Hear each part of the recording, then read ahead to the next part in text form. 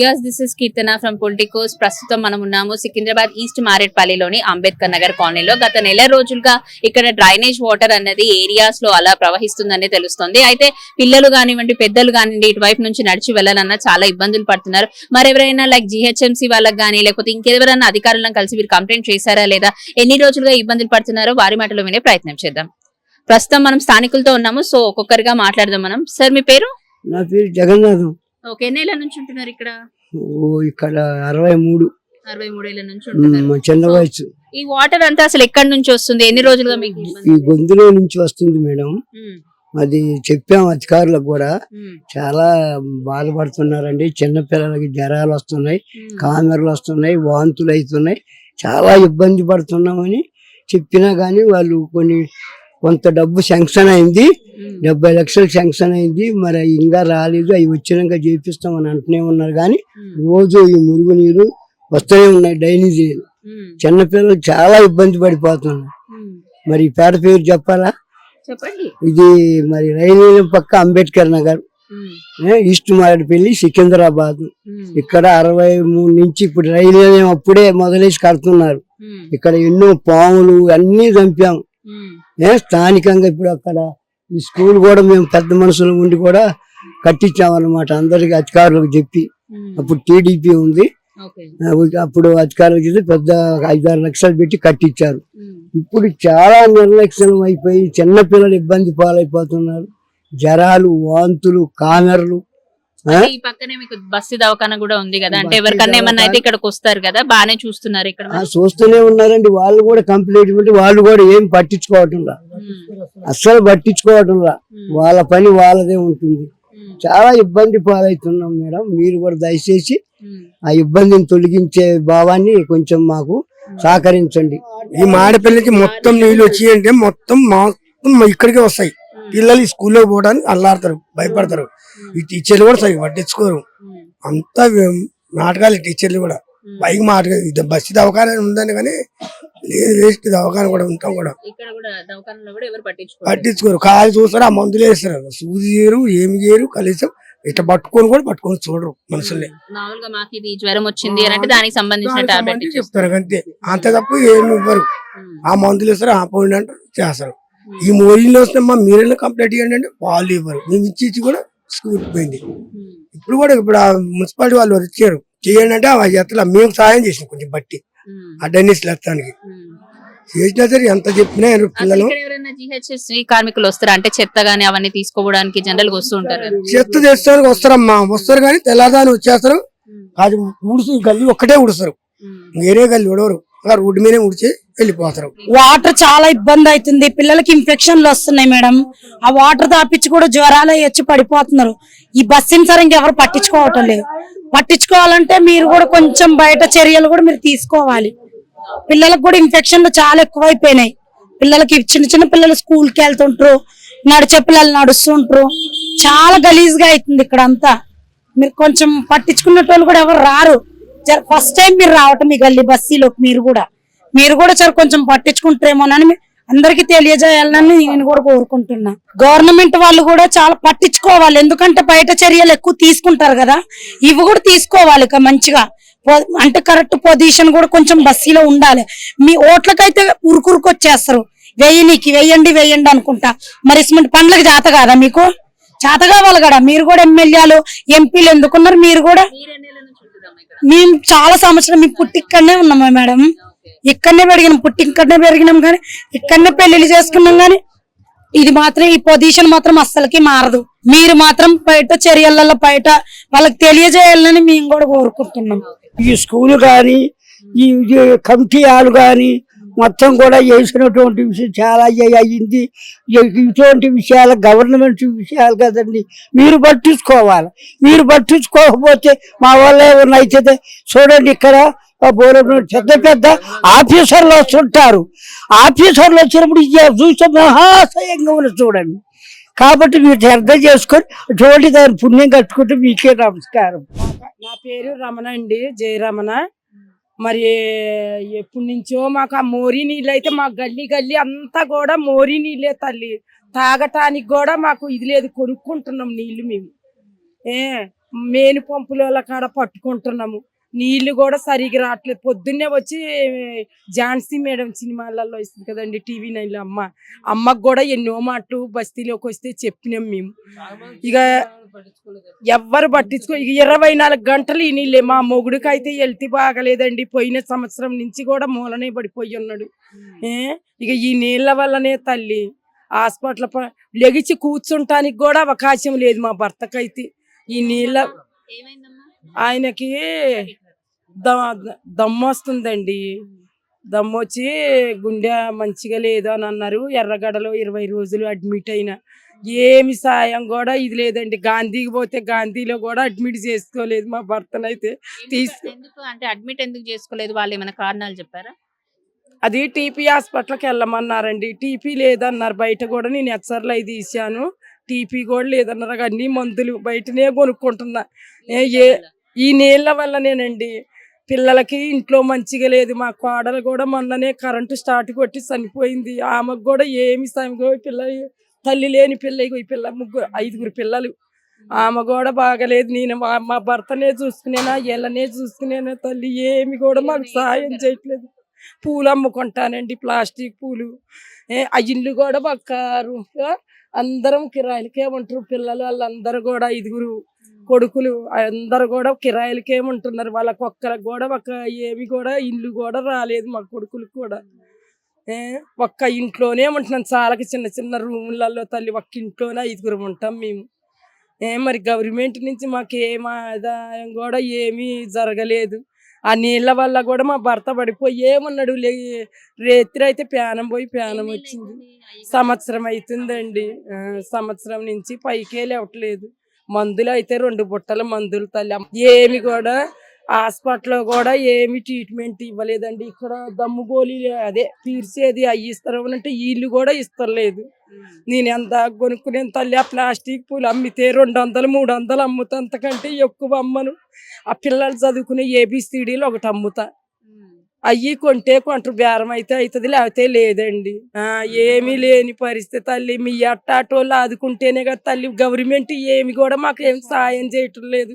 అంత మందిరం కూడా ఒక్కళ్ళకి కూడా ఒక ఇల్లు రాకపోయా. పిల్లలు అయితే తల్లి చచ్చిపోయిన పిల్లలు 5 పిల్లల్ని కూడా నేనే పెంచుతున్నా. తండ్రికి కూడా కాలిరిగి యాక్సిడెంట్ అయితే 5 లక్షలు పెట్టిన. అప్పు చేసి కుక్క కోడై తీర్చి. ఇక్కడ మగ పిల్లలకు కూడా పనులు లేవు మేడం. ఏంటంటే ఆ సోపాల పనికి వెళ్తారు. ఒక నెలలో 2 సార్లు 3 సార్లు పడటమే కష్టం. ఒక్కొక్కసారి ఒక్కొక్క నెలలే పడవు. ఈ అప్పులు ఎక్కువైపోతున్నాయి. ఎటు దిక్కు దోసని స్థితి. ఒక కుటుంబంలో 4 5 సంసారాలు. చిన్న ఇల్లు. దాంట్లోనే మాకు బాత్రూమ్, దాంట్లోనే కిచెను, అన్నీ దాంట్లోనే. ఎన్నో సార్లు అయితే ఈమెకి 3 సార్లు వచ్చింది డెంగ్యూ ఫీవర్. 3 సార్లు వస్తే నవోదయాలో బాసంతిలో దగ్గర 5 లక్షల రూపాయలండి. కరోనా టైంలో వచ్చింది. 2 పిల్లలకు వచ్చింది. 2 నవోదయాలో వేస్తే 2 చెరుకు 50,000 అయిపోయినాయి. ఎంత ఇంటిల్లిపాది కష్టపడ్డా కూడా ఇళ్ళలో నాన్న 2 ఆడపిల్లలు పుట్టినని ఇటు చేసి పెట్టి వెళ్ళిపోయి పోలీసుల చుట్టూ తిరిగినా ఏమీ మాకు సాయం చేయలే. తిరిగితే వాళ్ళు మీరే పెంచుకోండి, మీరే చేయండి. నానమ్మ అవుతా అంటే ఈ అమ్మాయి వాళ్ళ అమ్మని ఈ పిల్లల్ని కూడా మేనమామ పెంచుతున్నాడు. ఆ మేనమామ కూడా పెళ్లి వేసుకోవాలి. ఈ పిల్లల గురించి, వీళ్ళని పోషణ గురించి, వీళ్ళకి అనారోగ్యాలు. హాస్పిటల్కి పోయినామంటే, ఈ ప్రైవేట్ హాస్పిటల్కి పోయినామంటే 1000 రూపాయలు కరెక్ట్గా ఉండాలి. 1000 రూపాయలు ఏందో హాస్పిటలే అవ్వదు. అంటే చూస్తారు కానీ మామూలు ఎక్కువ అయితే మేడం. వీళ్ళు మామూలుగా ఇస్తారు, నార్మల్ మందులే ఇస్తారు వాళ్ళు. పాపము వాళ్ళు ఎందుకు అంటే నార్మల్ వాళ్ళకి. అయ్యో ఎక్కువ అయింది అనుకో, ఏదైనా ఇన్ఫెక్షన్, బ్లడ్లో ఇన్ఫెక్షన్ అని, జ్వరం అని, ఎక్కువ రోజులు డెంగ్యూ ఫీవర్ అని అవి వస్తే ఇక బయటకి పోవాలి. వాళ్ళు కూడా అదే చెప్తారు. వీళ్ళేం చూస్తలేరంట, మంచినే చూస్తున్నారు. కానీ ఇట్లా పరిస్థితి బస్తీలో ఎవరు పట్టించుకోని వాళ్ళు ఉన్నారు. వాళ్ళు కూడా వచ్చి చూసినట్టు లేరు. ఇట్లా చేస్తారు మేడం మా రాజకీయ నాయకులు. వాటర్ మర్చిపోయినా, మా మంచినీళ్ళు ముందు 1 గంట డ్రైనేజ్ నీళ్ళు వస్తాయి పంపులలో. మొత్తం నల్లగా ఎట్లా ఇట్లుంటాయి మేడం, నల్లగా. గంట తర్వాత మామూలుగా వస్తాయి నీళ్ళు. వాటర్ ఇంకొక 1 గంటకి ఇడిస్తాడు. 2 గంటలు ఇడిస్తాడు. 1 గంట మొత్తం డ్రైనేజ్ నీళ్ళు. ఇంతమంది ఫ్యామిలీలు ఉండడానికి చేయడానికి సరిపోవు. ఒక్క పంపు కూడా వేయలేదు మేడం. నా పేరు సామ్యాలు. నమస్తే అండి. నేను ఇక్కడ గత 30 ఏళ్ల నుంచి ఉంటున్నాను. నేను ఇక్కడ స్కూల్ పిల్లలు కూడా వెళ్ళడానికి చాలా ఇబ్బంది పడుతున్నారు. తెక్కి ఇక్కడ మొత్తం డెనిస్ వాటర్ కలుషితమై వస్తున్నాయి. తాగే నీళ్ళల్లో కలుషితమై వస్తున్నాయి. ఏంటంటే ఇవి ఎప్పటి నుంచి నేను వచ్చిన 30 ఏళ్ల కానించి నేను చూస్తున్నది అంటే కలుషితం అవుతుంది. తాగే వాటర్ కలుషితం ఉంది. అప్పటి నుంచి ఇట్లనే ఉంది. అధికారులకు కొంతమందికి చెప్పినప్పుడు నిర్లక్ష్యం చేసేందంటే టయానికి వచ్చి చేయటం లేదు. పరిస్థితి ఇంత ముందు కూడా ఇట్లనే అయినప్పుడు చంద్రబాబు నాయుడు కూడా వచ్చిండు. ఇక్కడ వామిటింగ్లు 24 అయినప్పుడు కూడా వచ్చి ఇక్కడ అంతా వాటర్ లీకేజ్ అయ్యి ప్రాబ్లం ఉన్నప్పుడు వాంతులు 24 జ్వరాలు వచ్చి అప్పుడు 40 మంది పైన హాస్పిటల్లో పడ్డారు. కోరింటి ఫీవర్ హాస్పిటల్లో పడ్డారు. తర్వాత ఇప్పుడు ఏంటంటే స్కూళ్ళకి అది కాక వేజ్ బారైన వాళ్ళు పనులు చేసుకునేటోళ్ళు చాలా మంది ఉన్నారు. వాటర్ కూడా టయానికి రావట్లేదు. 10 దాటినాక వాటర్ వస్తుంది. అంటే డే బై డే వస్తుంటదా Day by water? day water వస్తుంది మేడం, కానీ టయానికి రాదు. ముందు పొద్దుగాలు ఇడవటలేదు, 10 దాటినాక వస్తున్నాయి. పనులు చేసుకునేటోళ్ళు అలాంటి కాయ కష్టాలు చేసేటోళ్ళు ఉండి పట్టుకోవాల్సిన పరిస్థితి వస్తుంది. మరి ఇన్ని ఏళ్ల నుంచి ఇట్లా ఉంది కదన్న, ఇట్లా అవుతుంది కదా. మీరు ఎన్నోసార్లు అధికారులను కలిసి ఇలా కంప్లైంట్ కూడా చేసి ఉంటారు కదా. ఈ వాటర్ తాగడం వల్ల ఎవరికైనా ప్రాణ నష్టం అట్లా జరిగిందా పిల్లలకి? అయితే జరగలేదు కానీ మేడం, ప్రాణ నష్టం అంత పరిస్థితులు వచ్చినాయి. వచ్చినప్పుడు Chandrababu Naidu sir first TDP ఉన్నప్పుడు కూడా ఆయన స్వయంగా వచ్చి ఇదంతా పరిశీలించిన తర్వాత కొన్ని పైప్ లైన్లు కలిపిండు. ఇప్పుడు అంబేద్కర్ నగర్ కి ఇక్కడ వాటర్ రావడానికి మెయిన్ ముఖ్యమైన కారణం ఏంటంటే ఇది దిగు ప్రాంతంలో ఉన్న బస్సు. ఇది పైన ఎత్తు మీద ఉన్న వాటర్ అక్కడ లీకేజ్ అయితే డ్రైనేజీలు ఏమైనా కూడా ఆ వాటర్ అంతా మాడపల్లి నుంచి అడ్డగొట్టు నుండి ఈ స్లమ్ లో నుంచే పోవాలి. పోతున్నాయి కాబట్టి ఇక్కడ దోమలు ఎక్కువ, మలేరియాలు, కామెర్లు, తర్వాత కడుపుతోనున్న వాళ్ళు ఉన్నారు, చాలా ముసలి వాళ్ళు ఉన్నారు. పోయి రావటం వల్ల చాలా ఇబ్బందులు పడుతున్నారు. ఈ నీళ్ళతోని మాకు ఒకటే సర్ది, జ్వరాలు. ఎన్ని గోళీలు తిన్నా, ఎంత మందులు తీసుకున్నా తగ్గుతలేదు. మరి ఈ బోరీలు అట్లా ఎవరు పట్టించుకోకుంటే ఎట్లా? ఓట్లు వచ్చినప్పుడే మాకేరి అంటారు. ఇవన్నీ ఏమో పట్టించుకోరు. మేము వచ్చినప్పుడే మేము చూస్తాము తెస్తాము అంటారు. ఆ అమ్మాయి ఉంటే మోరీలు చేసిపోయింది, పాపం చచ్చిపోయింది. అవి ఉన్నోళ్ళన్నా పట్టించుకోవాలన్నా లేదా? ఎవరు వస్తలేరు. ఎట్లా మా పరిస్థితి? రోజు ఎవరో ఒకరు వస్తారు, చూసిపోతున్నారు, వెళ్ళిపోతున్నారు, చూసిపోతారు, వెళ్ళిపోతారు. ఎంతమంది వచ్చి చూసిరమ్మా అధికారులు? దాకా ఒక 2-3 వచ్చారు మేడం. వచ్చి ఇట్లనే ఫోటోలు తీసుకొని పోయినరు. మళ్ళీ వాళ్ళు రాలే, మేము అందరం సైన్ పెట్టినాం. ఇంకా ఇప్పుడు దాకా వాళ్ళు వచ్చి పట్టించుకుంటానే లేరు. ఎట్లా పరిస్థితి? మీది నీళ్ళు మొత్తం ఇటే వస్తాయి. ఆ పెద్ద పెద్ద కాలనీ నీళ్ళు, బస్తీ ఏరియా నీళ్ళు మొత్తం బస్తీ నిండిపోతుంది. ఇప్పుడు దాకా మేము చాయ్ కూడా తాగలే. ఎంతగానో జ్వరము ఒకటే సర్ది. ఎన్ని గోళీలు తింటాం మేడం? మాకేం పైసలు ఉన్నాయా? మేము ముందే గరీబులం. పెద్ద పెద్ద హాస్పిటల్ పోవాలంటే మాకు అవుతుందా? ఇక అట్లా ఉందమ్మా పరిస్థితి. ఏం చేస్తామని మీరైనా ఏమన్నా చేస్తారా? ఏమన్నా చెప్పింది? అమ్మా ఏమంచి రెడ్డి గెలిచిండు, మాకేమి చెయ్యటం లేదమ్మా. మరి కేసీఆర్ ఉన్నప్పుడు ఈ మోరీలని అయ్యని రోడ్లు ఊడ్చేవాళ్ళు కూడా అంతా సాఫ్ చేసేవాళ్ళు. మరి ఈ డబల్ వచ్చిన వాళ్ళకే ఇల్లు వస్తున్నాయి, కానీ మరి అస్సలు రాని వాళ్ళకి ఎన్ని లిస్టులు పెట్టలేక మేము చచ్చిపోతున్నాం. మరి లిస్ట్ లో పేర్లు రావటాలా, ఏమి రావటాలా? ఎందాకనా ప్రజాపాలనకి మేము తిరిగి అప్లికేషన్లు పెడతామమ్మా. మా బిడ్డకైతే 5 ఆడపిల్లలేనమ్మా. మొన్న పుట్టిండు కొడుకు 6 నెలల బాబు. అయితే ఒక రేషన్ కార్డు లేదు, ఒక ఇల్లు లేదు, ఒక వాకిల్ లేదు. ఆమె అయితే 4 టిప్పులో 5 టిప్పులో పెట్టినామమ్మా. మరి ఏమెంతి రెడ్డి గారు ఉన్న వాళ్ళకి ఇచ్చే బదులు అసలు మొత్తం లేని వాళ్ళకి ఇవ్వాలి కదమ్మా. మరి ఇల్లు లేకుండా ఏం లేకుండా కేసీఆర్ ఉన్నప్పుడు బాగా మంచి పనులు చేసిండు. కేసీఆర్ ఏమంట ఊరగొట్టిండో, ఈయన వచ్చిండు అన్ని గిట్ల మోరీ నీళ్లు అయ్యి ఇయ్యి ప్రతి ఒక్కరికి జ్వరాలు, వాంతులు, విరోచనాలమ్మా.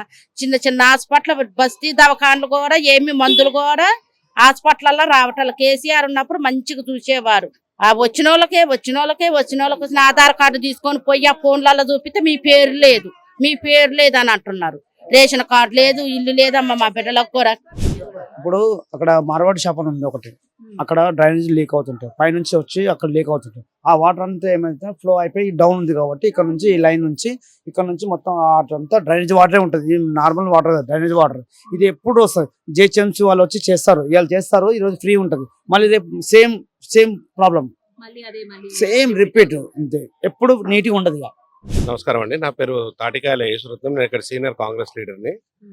గడిచిన 5 సంవత్సరాల్లో కూడా కార్పొరేటర్ గారిని ఇక్కడ మనం గెలిపించే ముందు కూడా తన దృష్టికి ఇవన్నీ కూడా సమస్యలు తీసుకెళ్లడం జరిగింది. తను కూడా ప్రామిస్ ఏం చేశారని అంటే పైప్ లైన్ టోటల్ గా మేము చేంజ్ చేస్తాము. అప్పుడు గత ప్రభుత్వంలో సాయన్న గారు మాకు బడ్జెట్ ఇవ్వట్లేదు, మాకు ఎక్కడ కూడా మాకు సపోర్ట్ చేయట్లేదు అని తను 10 సార్లు కూడా మీడియా ముందు చెప్పడం జరిగింది. ఇప్పుడు ఎమ్మెల్యే శ్రీ గణేష్ గారు మొన్న ఓపెన్ గా చెప్పారు, ఏమని, నేను 100% సపోర్ట్ చేస్తాను, తనను అభివృద్ధి చేసే విధంగా ఏం చేసుకుంటారో చేయమని అన్నారు. ఇప్పటి వరకు కూడా కనీసం ఈ ఒక మురికి వాడను, ఇది స్లమ్, పెద్ద స్లమ్, 150 డివిజన్ లోనే ఇది పెద్ద స్లమ్. ఓటర్స్ ఇక్కడ 3500 ఓటర్స్ ఉన్నారు. కానీ ఆమెకు ఓట్లు కావాలనుకున్నప్పుడే తను వస్తుంది, కానీ ఇంతవరకు కూడా ఇక్కడికి వచ్చింది కానీ ఎటువంటి చేసింది కానీ అభివృద్ధి ఎక్కడా లేదు.